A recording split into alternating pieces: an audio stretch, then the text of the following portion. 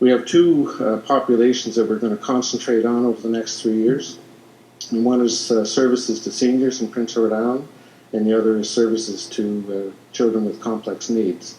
And part of the biggest problem that we have in Prince Edward Island is that children who have complex needs, such as cerebral palsy, and maybe need speech-language pathology, or they may have diabetes as well. They have a number of diseases.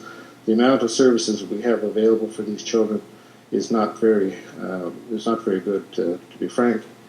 And that's something that needs to change. And as part of going out to see populations, they'll tell you it's not hard to get, for example, physiotherapy if you're spraining your wrist as an adult, but it's very tough to get physiotherapy for a child with cerebral palsy in the province. So we're trying to make sure that these kids can get a better start to life and get moving, but we also have to look after our adults as well.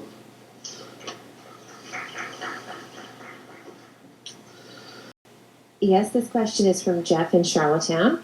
Jeff is the parent of a special needs child who is a toddler. And Dr. Wedge talked about this earlier a bit, but Jeff did not hear that online, unfortunately. He says the early child physical medicine services and resources are severely lacking for the over 100 families of special needs children under 5 years old in the province. There's been no change in the resources or service offerings for these special needs children since the 1980s.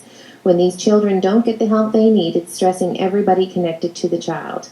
Currently, acute conditions in adults are receiving the lion's share of the resources compared to the children with chronic conditions. Given that part of the coming goals and objectives for the current Health PEI strategic 3-year plan is to provide better access to children with special needs, what changes can the families of underserved special needs children ages 0 to 5 years with physical medicine needs be expecting in the coming year? So do you want to start, Dr. Wedge? Sure. It's unfortunate that the questioner didn't hear some of the answer from earlier, but I agree with the caller totally. The services for children with complex needs in this province is not very good at all, as I pointed out a little while ago. And it is unfortunate that people, adults that, for example, have a sprained wrist or a tennis elbow, have better access to physiotherapy than some children who have never walked in their life. And that's going to change on PEI. About a month ago, we put together a group of staff who are looking into the service gaps that we have here for these children with complex needs.